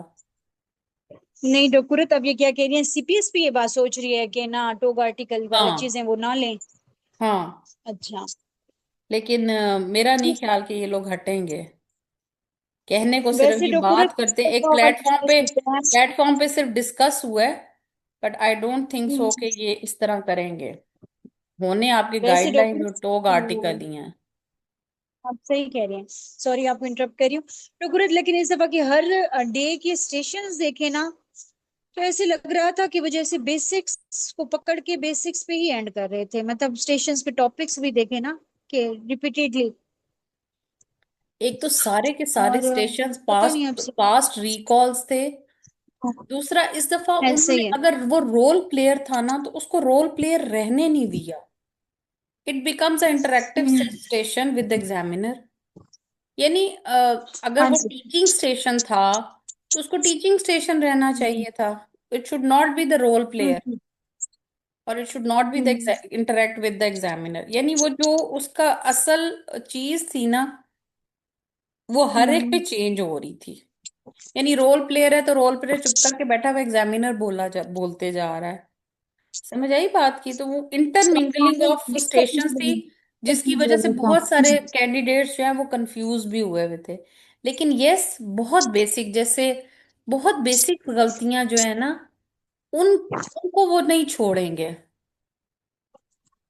हाँ नहीं और सही बात है। मतलब मैं भी अभी अपनी प्रेजेंटेशन को क्रिटिकली जज करूं, मैं तो पहले पॉइंट पे फेल होगी जब मैंने सिम्टम्स को छोड़ दिया और 7 को देखा। तो बिल्कुल। ये चीजों पे तो माफी नहीं है, ये बात बिल्कुल। सही है और आपकी, कुछ बेसिक्स कुछ पे ऐसे माफी नहीं है। कुछ ऐसे पॉइंट्स होते हैं जो ड्रॉपिंग द पेन होता है। हाँ यानी जी। उसके बाद आप बोलते जाएंगे, एग्जामिनर इज नॉट लिसनिंग। जो जैसे अभी हम्म। आपने पॉइंट किया, उसके बाद पेन ड्रॉप हो गया था। हाँ जी, सही कह रही हूँ। फिर पेन आपने आप जितना भी आप पढ़ा बहुत अच्छा भी सुना जाएंगी ना, एग्जामिनर हम्म। ने तो पेन वहीं पे ड्रॉप कर दिया था कि यार इसने एनीमिया में सिम्टम्स देखे ही नहीं और ये बताया ही नहीं है, तो मैं इसको क्या कहूँ अब। नहीं, सही बात है आपकी, वो फिर सही आपको बात। लगता है कि यार मैं तो सारा कुछ सुना दिया था, एग्जामिनर बैठा भी हाँ नहीं रहा, उसने कुछ कहा भी नहीं, उसने मुंह भी नहीं बनाया, लेकिन एक्चुअली हाँ। That was the pen drop examiner. उसने डॉक्टर ये पेन चीज ड्रॉप। कैसे लाए, मतलब आपको कि ये आपके प्रेजेंटेशंस दे दे के ये चीज आएगी, कि मतलब मुझसे तो चीजें मिस हो जाती हैं, बिल्कुल। मतलब मुझे ऐसे आप मुख्तलिफ एग्जामिनर्स को प्रेजेंट करें, पढ़े नहीं।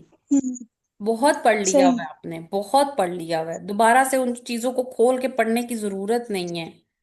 आप प्रेजेंट हम्म। कीजिए, आज गलत किया है ना, ये ठीक होगा आप नेक्स्ट टाइम। दूसरी चीज, इंशाल्लाह। सुने और को रिलेट करें। ठीक है। ठीक है। और फिर वो जो होता है ना कि किसी किसी प्लेटफॉर्म पे प्रेजेंट करें। समटाइम्स हम्म। आप हम लोग कहते हैं हम अपने उसको जाके जो हमारे एसआरस हैं या जो हमारे टीचर्स हैं या प्रोफेसर हैं उनको जाके प्रेजेंट करें। लेकिन मैंने एक बात ये नोट की है कि वो भी आपको सुन लेते हैं, लेकिन हम्म। उसमें आपको जो है ना वो फिर उस तरह से पॉइंट आउट नहीं करते हैं ऑन द स्पॉट। ठीक है। जैसे हाँ। अगर आप कोई भी प्लेटफॉर्म लेते हैं तो उस प्लेटफॉर्म को आप प्रेजेंट करें, अपने आप मॉक्स दें। ठीक है। कोई भी आप मॉक सेलेक्ट कर लें। डॉक्टर पलवशा मुझे नहीं प्रेजेंट मतलब कर सकते, डॉक्टर पलवशा को प्रेजेंट करें। मुझे प्रेजेंट कर लिया है तो फिर हम्म। डॉक्टर रुखसाना को करें प्रेजेंट। यानी कोशिश करें कि हम्म। मैं जब आप लोगों का रोस्टर भी रख रही होती हूँ ना, तो मेरा ये दिल होता है कि जिसने मुझे रुखसाना को कर लिया अब वो मुझे करे। रोज भी मैं खुद डॉक्टर उनके डेट करत। आगे पीछे कर देती हूँ। ठीक मैम है, रोज भी इंशाल्लाह और डॉक्टर। डॉक्टर डॉक्टर मैम अस्मा अगर आप और मैडम डॉक्टर आसिया, डॉक्टर जवेरिया कशफ, ये जैसे ये आप मैडम हमारे साथ पिछले पिछले सेशन से थे, तो हमें हम्म। मुझे ये लगता है कि इन इन इन ये पिछले सेशन के थे और इनका मुझे अफसोस भी है। जैनब भी थी, वो जैनब अभी नहीं आ रही, तो मतलब इनका हमें अफसोस भी बहुत ज्यादा था। Javeria was good, Kashaf was very good, Asiya was very good, लेकिन आसिया मैडम हमें अस्सलाम आखिरी टाइम वालेकुम। तक डर लगा रहता था कि ये बहुत कुछ गलत ना बोल जाए, मैडम कोई बहुत बड़ा ब्लंडर ना कर जाए। पलवशा को भी डर होता था, मुझे भी डर था कि आसिया बस ना बोलते वक्त ना कहीं पे कंफ्यूज होगी तो इसने बहुत बड़ा ब्लंडर कर देना है। ये हमें डर आसिया का भी रहता था। तो ये मेरे कैंडिडेट्स ये वो है जो पिछले बैच से हमारे साथ चल रहे हैं, तो मैं चाहती हूँ कि ये डिफरेंट लोगों को करें, सिर्फ मुझे ही ना करें। वो क्योंकि मेरे साथ एक फिर इजी डेवलप हो जाता है, तो इसीलिए मैंने रुखसाना को भी बीच में डाला कि वो एक डिफरेंट तरीके से लेगी, डिफरेंट चीज बताएगी, प्रेजेंटेशन डिफरेंट होगी, तो आप लोगों का एक वो जो हेजिटेशन है वो जरा चेंज हो जाएगी। इसके अलावा अस्सलाम वालेकुम मैडम। मैडम करत। जी जी। मैडम आप मेरी ना आप आज की ना डॉक्टर पलवशा की भी और आपकी भी सारी शुरू की क्लास मिस हो गई, मेरा मोबाइल डेड हो गया था। तो हम्म। अब आप मुझे थोड़ा सा एडजस्ट कर लीजिए। हाँ मैं कर लेती हूँ, कर लेते हैं। जी अस्मा, आप और कश्यप, पलवशा, इनको मेरा दिल है कि आप पलवशा को ज्यादा प्रेजेंट करो। इंशाल्लाह डॉक्टर, मेरे साथ तो मैंने आपने डॉक्टर किया ही, वर्षा से मेरे साथ तो आप लोगों ने किया हुआ है। हम्म। मुझे आप लोगों का बेसिक्स का बहुत ज्यादा पता भी है कि आप लोग ना सही। बहुत बेसिक्स में गलती कर रहे हैं, बहुत बेसिक्स में। ठीक है। आसिया का भी ये इशू है, पढ़ा बहुत ज्यादा हुआ है, और डॉक्टर अस्मा का भी यही इशू है कि इन्होंने पढ़ा बहुत ज्यादा हुआ है और ये बहुत एक बेसिक गलती जो है ना बड़ी गलत कर देती हैं। जो बेसिक्स गलती होती है, यानी बाकी सारा इनको एक्सेसिव नॉलेज और वो चीजें बहुत अच्छी आती हैं, और प्रेजेंटेशन भी अच्छी है, वॉइस भी अच्छी है, कॉन्फिडेंस भी अच्छा है, लेकिन जो मैम एक आपसे बेसिक क्वेश्चन बात हमने करना था। करनी होती है ना वो गलत हो जाती है। जी सोबिया। मैम ये जो 28 वीक्स वाला आपने मुझे भी केस दिया, सॉरी बीच में नेट लाइट चली गई तो जरा वाईफाई डिस्टर्ब हो गया। मैम ये 28 वीक्स पे एक ब्लड लगा के अगर हम पेशेंट को देखते हैं उसके सिम्टम्स इंप्रूव हैं, फिर भी हम दूसरा लगाएंगे कि 10 ठीक तक है, मैंने पहुंच आपको जाए। यही अभी बताया, अब अगर रिकॉर्डिंग में देख लीजिएगा, मैंने यही बताया कि your target is not to improve the symptoms, your target is, your aim is to built up the HB. ठीक है। सो आपने अपनी, चाहे सही है। आप दो पैक्सेस, आपकी HB 28 वीक्स पे पेशेंट की क्या होनी चाहिए, 11 या 10.5। अगर नाइस को देख रहे हैं तो 10.5 हो, अगर SOGP देख रहे हो तो 11 होनी चाहिए। 8 के ऊपर कितने पे लगाएंगे पैक्सेस तो 11 होगी। मैम अगर 2 लगाएं तो 10 और 3 लगाएं तो 11। 11, तो अब अगर आप दो यस लगा मैम। देती हैं तो उसमें कोई कोई वो एक्सेसिव नहीं होगी, आप लगा सकते हैं दो पैक्सेल्स उसको। लेकिन यस आपने मैम। उसको डिस्चार्ज करने से पहले उसको अपनी HB को बिल्टअप करना है, सिम्टम्स ऑटोमेटिकली इंप्रूव हो जाएंगे। So your target is not to improve the symptoms, your target is to built up the HB, that's it. Yes ma'am. तो आपने ये नहीं कहना कि मैं एक एक लगा के उसके सिम्टम्स देखूंगी, no, I have to built up the HB, I admit the patient to built up the HB। अब बिल्ट अप ऑफ सही है। HB के लिए मैं उसको दो पैक्सेल्स दे दूंगी और उसके बाद मैं उसको ओरल आयरन पे शिफ्ट कर दूंगी। बिल्टअप ऑफ HB के लिए मैं उसको एक पैक सेल्स दे के इंजेक्टेबल आयरन दो लगा के गेंजोनीज फार्मूला से कैलकुलेट करके मैं उसको दो इंजेक्टेबल आयरन दे दूंगी। ये आपने जो भी बताना है, कुछ भी बताना है, उसको जस्टिफाई करना है। और मैम ये पेशेंट को इंजेक्टेबल चाहे वो आयरन। 7 HB पे आए, वो बगैर सिम्टम्स के हो, तो आप उसको इंजेक्टेबल आयरन पे डाल के लगा के डोज पूरी करके फिर डिस्चार्ज करो। विदाउट टारगेट HB अचीव किए, या टारगेट HB के लिए अगर आप इंजेक्टेबल आयरन उसको दे रहे हैं और गेंजोनीज फार्मूला से डोज कैलकुलेट करके जितनी डोज बनती है वो दे के उसको डिस्चार्ज करना है। आप उसकी एक ट्रांसफ्यूज करके HB कर रहे हैं 9, फिर आप उसको ओरल पे डाल के घर भेज रहे हैं, वो वापस आती है वो फिर 8 हो जाती है,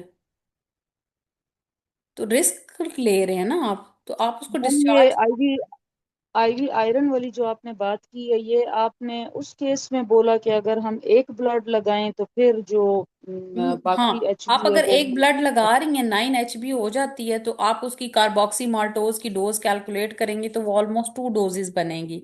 1500 मिलीग्राम उसका तकरीबन बनेगा, या 1200 milligram. Target ma'am HB 11। Carboxy maltose तो मैडम इस तरह होता है ना कि अगर वो लेस देन 9 है तो फिर हम उसको 2 एम्प्यूल्स देते हैं, और अगर वो मोर देन आपने 9 है डोज तो हम फिर। कैलकुलेट करनी है ना, आप एक एम्प्यूल लगा सकते हैं, 2 एम्प्यूल भी लगा सकते हैं। कुछ प्रेपरेशंस आ रही हैं कार्बोक्सी की, वो कहती हैं दो ना दें, कुछ प्रेपरेशंस हैं वो कहती हैं दो दे दें। तो वो डिपेंड करता है कि आप कौन सी प्रिपरेशन यूज कर रहे हैं, आइडियली तो वन ही देनी चाहिए। ठीक है। लेकिन कुछ कुछ प्रिपरेशंस आ रही हैं, फिर ऑक्सीमा वाले हैं वो कह रहे हैं दो लगा दें, फेरी इंजेक्ट वाले दो नहीं लगवाते, एल इंजेक्ट वाले भी दो नहीं लगवाते, वो कहते हैं एक एक ही दें। ठीक है। बट कहने का मतलब ये है कि आपने गेंजोनीज फार्मूला से डोज कैलकुलेट करके डोज पूरी इंजेक्टेबल आयरन मेरे की पास पूरा कार्ड नहीं है, मैंने किसी के पास गई थी। दे के भेजना है। ठीक है। तुम लोग को बुलाओ पहले। समझ आ गई सही है मैम। सोबिया। मैम जी मैम ये आप डेली डेली अगर एक कैंडिडेट को दे दें प्रेजेंटेशन तो जरा आसान हो जाएगा ना। मैम मैं वो चाह, 2 कैंडिडेट में। दो कैंडिडेट्स में क्या प्रॉब्लम होती है। मैम वो टाइम फिर जरा ज्यादा एक तरफ यूटिलाइज हो जाता है और फिर क्लास का टाइम ओवर हो जाता है ना, काफी ज्यादा टाइम हो जाता मैं एक्चुअली चाहती कि स्पीकिंग में, क्योंकि कैंडी लड़कियां जरा ज्यादा होती हैं, तो दो का मकसद सिर्फ ये होता है कि एक अगर फुल कर रहा है तो दूसरा जो है वो एटलीस्ट मैनेजमेंट वाला पोर्शन सुना सके। तो स्पीकिंग पावर सब, फिर कैंडी अगर मैं एक एक को ही रखती जाऊंगी तो फिर आप लोगों की बारी बड़ी देर देर से आएगी। नहीं, है। जी मैम। सही। क्योंकि देखिए आज ठीक है आपने मैम। एटलीस्ट प्रेजेंट तो किया है ना, चाहे हाफ पोर्शन किया है। ठीक है, आपने सही है स्टेशन मैम। बी पूरा अपना कर लिया ना। डॉक्टर अस्मा ने जी। स्टेशन ए स्टेशन बी कर लिया, नेक्स्ट टाइम जब रखूंगी तो डॉक्टर सोबिया स्टेशन ए और स्टेशन बी करेंगी। और हो सकता है डॉक्टर अस्मा हो या कोई और कैंडिडेट वो स्टेशन बी कर ले। तो इस तरह से आपको प्रेजेंटेशन का मौका ज्यादा मिल जाएगा, आपकी जो स्पीकिंग पावर है वो बेहतर होती जाएगी। सही है मैम। ठीक है, क्योंकि स्टेशन ए तो आपका interact with the exam patient है, कम्युनिकेशन विद द पेशेंट है। स्टेशन बी इज बेसिकली, और उसमें भी बेसिकली आपका मैनेजमेंट का पोर्शन इंपॉर्टेंट है। इन्वेस्टिगेशन तो आप मांगते जाएंगे, वो तो आपको बताते जाएंगे। समझ आई?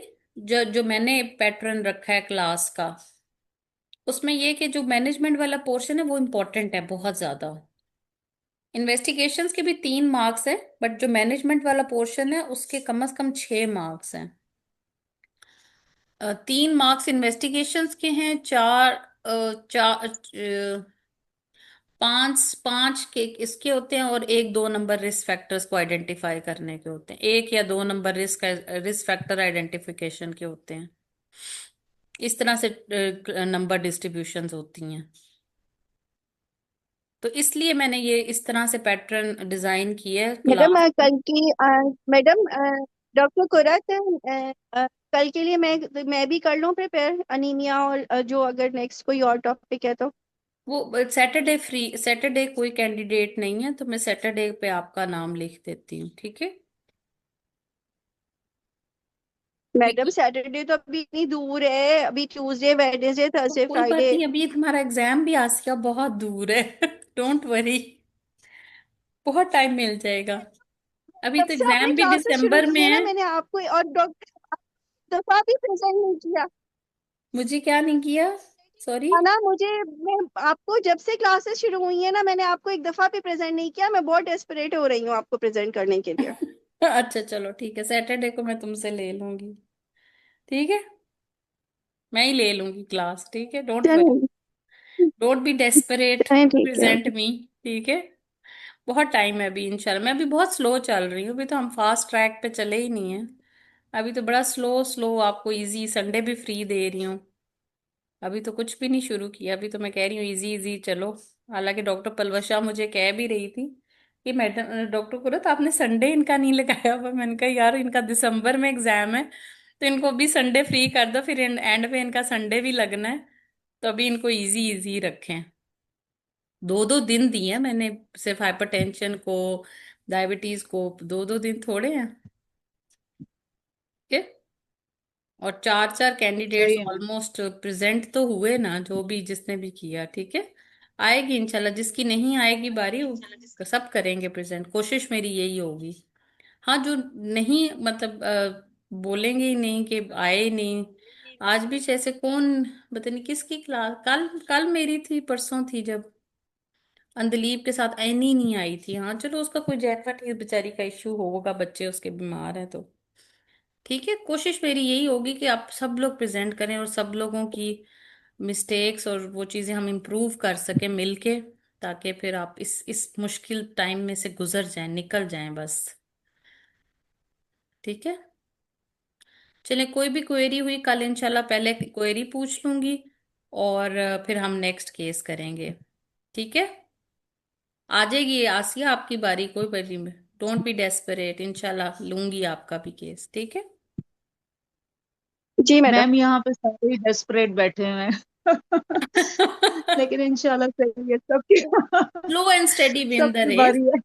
सबकी बारी आएगी यस और मैम। सब प्रेजेंट करेंगे, और स्पीकिंग इसीलिए बीच में मैंने वॉइस नोट्स वाली भी डाल दिए, ताकि आप लोग वॉइस नोट भी करें, ताकि वो जो नहीं भी प्रेजेंट कर पा रहा वो वॉइस वॉइस नोट करे, और मैं संडेज को वॉइस जी नोट मैम। सुन के आपको बता दूंगी। ठीक है, सो उस पे वो भी साथ में यस मैम। चलेगा कि हाँ वॉइस नोट्स भी चल रहे हैं, लाइव सेशंस भी हो रहे हैं। कोशिश है कि आप सब लोग इस मुश्किल से निकल सकें। ठीक है, 3 डेज डॉक्टर रुखसाना यस के हैं, तो मैडम वो ये इंशाल्लाह होगा। जब आपका जुलाई में हम शुरू कर लेंगे। अब वो डॉक्टर जवेरिया या कौन कहते हैं कि जल्दी शुरू करवा दें ड्रिल्स, तो इस दफा ड्रिल्स भी मैं खुद करवाऊंगी आपको।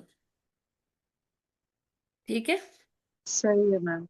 चले, मैम ओके। फर्स्ट अटेम्प्ट में भी इतनी एनर्जी लग गई और अब अल्लाह खैर करे सेकंड अटेम्प्ट। हाँ, एनर्जीज तो नो डाउट जाया हो जाती है, लेकिन एनर्जीज तो फिर बस क्या करनी करें। पड़ती है ना, हम क्या करें, और कोई हल नहीं है हमारे पास। जब तक ये एग्जाम क्लियर नहीं होता जी हमें, हम फंसे हुए हैं इसके अंदर। कोशिश यही है कि जो फंसे हुए हैं उनको निकालें इसमें से, जितनी हम हेल्प कर सकते हैं, जो हमें आता है हम वो अम, आगे ट्रांसफर करें और उनको निकालें आप लोगों को इसमें से। देखिए होती छोटी सी थैंक यू गलती मैम। होती है, एक छोटी सी ही मिस्टेक होती है जिसकी बेस पे जो है हम कोई रह जाता है कोई नहीं रहता। 58 और 59 वाले तो अपने आप को पास ही समझें, बस वो कागज का ही मसला है, वो जो एक कागज लेना होता है ना, बस वो कागज का ही फर्क रह जाता है, वरना फर्क कोई नहीं होता। लेकिन स्टिल वो डिफिकल्ट टाइम पीरियड होता है, फिर से 6 महीने लग जाते हैं। लेकिन मैं यही कहूंगी कि अपनी हिम्मत को आप कोशिश थोड़ी सी एक धक्का और लगाएं तो इंशाल्लाह अल्लाह आपकी मदद करे। लेकिन जो लोग जैसे डॉक्टर अस्मा और डॉक्टर आसिया है ना, इन्होंने बहुत ज्यादा पढ़ा हुआ है, बहुत ज्यादा, और ये ना हमेशा डिटेल में जाके पढ़ती हैं और फिर कंफ्यूज हो जाते हैं, और जो बेसिक बात होती है ना वो फंस जाती है। ठीक है, या बेसिक बात में कंफ्यूज होके कोई ब्लेंडर हो जाता है। तो बस आप थोड़ा बेसिक बेसिक्स रहें और कम पढ़ें, कम पढ़ें और प्रेजेंट ज्यादा करें। ठीक है, मुख्तलिफ प्लेटफॉर्म्स में, मुख्तलिफ प्लेटफॉर्म के फ्री वाले तो सारे यूटिलाइज करें, डॉक्टर शहनाज वाला, डॉक्टर राशिद लतीफ वाला, डॉक्टर रूबा वाला, मतलब घुस जाएं। डॉक्टर असमा आपको याद है ना, नीला होती थी वो घुस जाती थी हर एक में। जी डॉक्टर, पूरी यही बात है असल में, जिसने बहुत सुनाया है ना वो निकल गया है। बिल्कुल। अब और आप घुस, अनीला आपको पता है हर जगह पे घुसी हुई होती थी। हाँ जी, डॉक्टर रूबा के पास, डॉक्टर राशिद लतीफ के पास। और मतलब वो हर हाँ। जगह पे प्रेजेंट कर रही होती थी फ्री में, हम्म। रोकना पड़ता था उसको सही कई कह रहे दफा। हैं। हम और खुद जो भी निकले ऐसे हैं होते थे वही बस। वाली बात है, पढ़ा हो या ना पढ़ा हो वो बोले हैं और बोल के वो निकल गए हैं। हाँ, बोल के निकलना है, गलत होगा, गलत होगा। वो एक मुझे याद है, ये डॉक्टर सोनिया गजाला का एक होता था, एक डॉक्टर मरियम का होता था। वो ना सुबह सुबह हाँ फजर के जी। टाइम टास्क पोस्ट करती थी और पहले 3 रिप्लाईज को वो फीडबैक देती थी, याद है? हाँ हाँ। जी जी मुझे याद है। बस वो अब अगर अभी मैंने तो अब वो ग्रुप शायद लेफ्ट कर दी है, तो अगर कोई इस तरह की भी एक्टिविटी फ्री ग्रुप में रख रहा है तो उसको भी यूटिलाइज जरूर कर लें, सिर्फ पेड के पीछे ही तो ना जाए। अब लोग नहीं कर रहे हैं ना, अब एक पास रिकॉल्स भी जो करा रहे हैं ना वो भी 30,000 40,000 ले रहे हैं। अब ये है कि इतने पैसे देने के बाद ना अब बंदा वही कहता है कि हम नहीं नहीं गाइडलाइन और टेक्स्ट ही पकड़े हैं। नहीं नहीं, और मैं तो बिल्कुल इस हक में नहीं होती कि मैं तो खुद कहती हूँ कि जितने फ्री के प्लेटफॉर्म्स हैं, अपना प्लेटफॉर्म भी बनाने का मकसद ही यही था कि हम्म, जो लड़कियां नहीं पे कर सकती, चले उनको एक अच्छा प्लेटफॉर्म दिया जाए जो फ्री ऑफ कॉस्ट हो, फ्री ऑफ मनी हो। हम्म। कॉस्ट तो होती डॉक्टर है। कोडत जो है ना, जितने भी है ना सारे वो लोग ना 45 से कम तो कोई ले ही नहीं रहा। और ना 45,000 40,000, और उसमें भी ना फिर हम इन लोगों के रहमो करम पे होते हैं कि जब ये हमें जो है ना वो एक्टिवली पार्टिसिपेट करने दें तो। एग्जैक्टली एग्जैक्टली, वो पैसे लगा के भी आपको लगता है आप उसी जगह पे खड़े हैं, फिर लगता है पैसे लगाने का भी कोई तो फायदा नहीं। मैडम मेरे साथ तो पिछली दफा यही हुआ था ना कि मैं कहना नहीं चाह रही, लेकिन मैंने पेड ग्रुप ज्वाइन किया था और पैसे मैंने बिल्कुल बिगनिंग में ही पे कर दिए थे, लेकिन एंड में मैं ऐसा होता था जैसे पता नहीं खुदा ना खास्ता मैं ना इन लोगों से ना कोई भीख मांग रही हूँ या क्या कह रही हूँ कि मुझे पार्टिसिपेट करने दो ना। तो फिर मैं आपके ग्रुप में शिफ्ट हो गई थी। हाँ, तो वो यही मैं आपको कहना चाह रही हूँ कि जितने भी फ्री के प्लेटफॉर्म्स हैं, अगर कोई कर रहा है तो बहुत अच्छी बात है, आप उसको यूटिलाइज करें। और उसके बाद जो है आप जो पेड अगर कोई लेना चाहते हैं तो इट्स अप टू यू। मैं किसी को भी किसी के लिए भी फोर्स नहीं करती, ना ही मैं किसी के लिए भी रिकमेंड करती हूँ। तो आपको पता ही है डॉक्टर अस्मा में हमने तो खुद कोई नहीं लिया हुआ था, सिर्फ एक डॉक्टर नाहीद थी, जी।